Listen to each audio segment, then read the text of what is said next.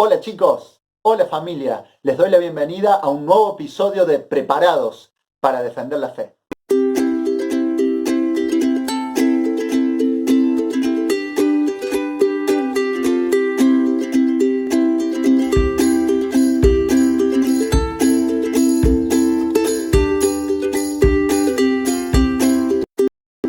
De esta manera damos inicio al estudio del séptimo capítulo del libro No dejes tu cerebro en la puerta, escrito por Josh McDowell y Bob Hostetler.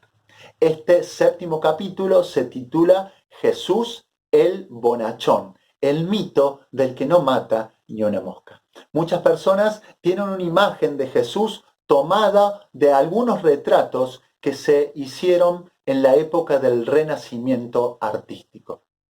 Jesús en esa época era retratado como un personaje de cara pálida, debilucho, con modales suaves, dándonos una imagen muy distinta al Jesús retratado en los evangelios. El Jesús de la Biblia es un Jesús que tiene fuerza de carácter, control de sus emociones y su temperamento, un hombre decidido, movido por convicciones firmes. En una ocasión, Jesús tuvo que tratar con dureza a aquellas personas que estaban haciendo de la fe un negocio. Y en Juan capítulo 2, versículo 15, se nos cuenta que tomó cuerdas, hizo un látigo y echó fuera del templo a todos, y las ovejas y los bueyes, y esparció las monedas de los cambistas y volcó las mesas. ¿Te parece esta la imagen de un hombre débil de carácter e indeciso? Yo no lo creo. Es un hombre firme en sus convicciones, que en otra ocasión, en el capítulo 23 de Mateo, se enfrentó a los líderes religiosos de sus épocas y los llamó hipócritas, ciegos, necios, generación de víboras. Hay decisión y convicción en sus palabras. Hay un carácter que está dispuesto a hacerle frente incluso a sus oponentes. Este es el Jesús histórico. Pero donde más Jesús nos muestra su poder, su autoridad, su dominio, su templanza, es en la manera en que Él concebía su propia vida. Juan capítulo 10, versículo 18, nos cuenta de una oportunidad en la que Jesús dijo: nadie me quita la vida, sino que de mí mismo la pongo. Tengo poder para ponerla y tengo poder para volverla a tomar. Esta es la autoridad de Jesús. Jesús tenía control sobre su vida. Nadie se la arrebataba. Nadie lo iba a obligar a ir a la cruz. Él iba voluntariamente. Y así como moría voluntariamente, él mismo con su poder divino iba a volver de la muerte resucitado con el poder de Dios. Lo cual nos pone enfrente la tercera evidencia de la deidad de Cristo, que es ni más ni menos que su resurrección. Los cristianos sabemos de que Jesús es Dios precisamente porque Él venció la muerte y demostró una completa potestad sobre el imperio de la muerte. Por eso yo quiero darte 4 razones por las cuales los cristianos creemos en la resurrección física, corporal, material de Jesús en la historia, de manera tal que hoy creemos los cristianos que Jesús está vivo a la diestra de Dios e intercediendo por aquellos que le aman y que le siguen. La primera razón es el hecho de la tumba vacía. Algo sucedió aquel domingo de resurrección que hizo que aquellas personas, aquellas mujeres que se dirigían a la tumba para ungir el cuerpo muerto de Jesús, se encontraran, en lugar de un Jesús muerto, se encontraran con una tumba vacía, una piedra removida y un ángel recordándoles que Jesús les había avisado que Él resucitaría. Muchas personas dan explicaciones alternativas al hecho de la tumba vacía. Estas explicaciones las vamos a estudiar más en profundidad en el capítulo 15, 16 y 17 de este libro. Pero nosotros tenemos que saber que nada explica mejor la tumba vacía que el hecho de que Jesús, en efecto, había resucitado. La segunda razón por la que creemos en la resurrección de Cristo es que los discípulos dieron testimonio de haber visto a Jesús resucitado.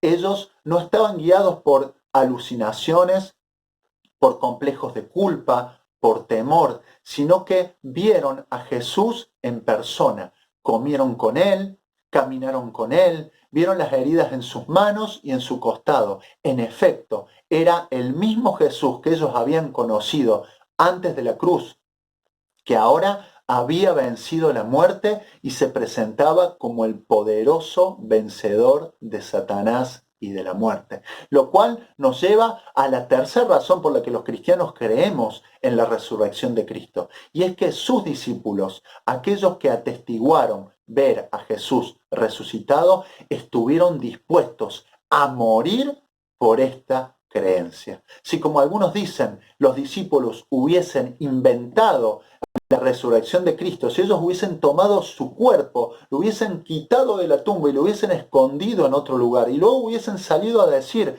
que sencillamente Jesús hubiese resucitado, ninguno de ellos hubiese estado dispuesto a morir por una mentira, porque los mentirosos no son buenos mártires. Ante la situación de tener que pagar y defender con la vida una verdad, una creencia, nadie da la vida por esa creencia sabiendo que es falsa, porque ellos estuvieron dispuestos a morir por la creencia de la resurrección y por la fe cristiana, porque en efecto era algo que realmente había acontecido. La cuarta y la última razón por la que los cristianos creemos en la resurrección de Cristo es el testimonio de aquellas personas que, habiendo sido opositoras a la fe cristiana, es decir, habiendo sido escépticos a la fe cristiana, se convirtieron al cristianismo por haber visto a Jesús resucitado. Y un buen ejemplo de esto es ni más ni menos que Saulo de Tarso. Saulo de Tarso era un judío que estaba convencido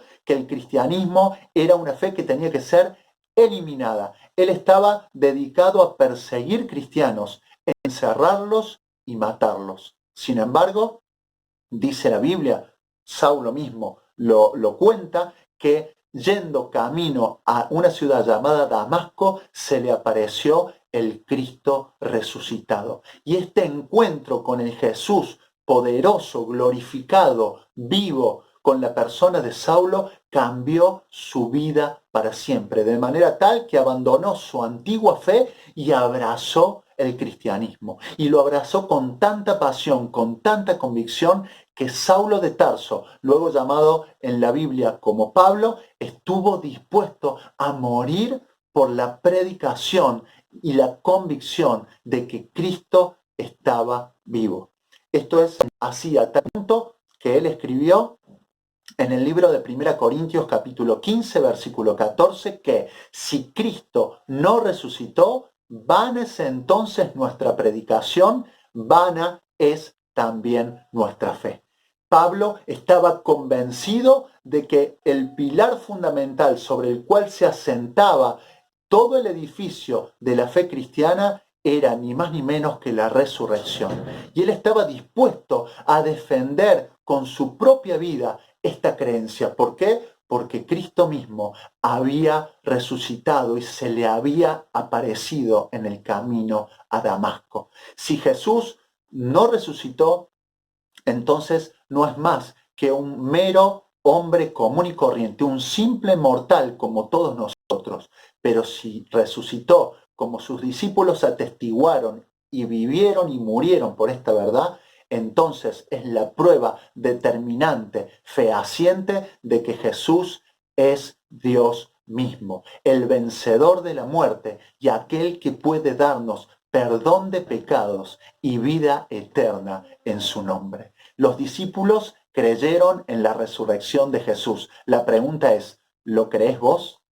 Si lo crees, es porque Jesús se ha transformado en el Señor de tu vida. Pero si todavía no recibiste a Jesús como tu Señor y como tu Salvador, quiero que sepas que Él hoy está vivo y puede escuchar tu oración acercándote a Él en arrepentimiento, con fe y con sinceridad y corazón, viniendo a Él para obtener perdón de pecados y vida eterna. La semana que viene continuaremos con el estudio de este libro, pero por hoy hemos terminado. Gracias por tu atención y será hasta el próximo capítulo.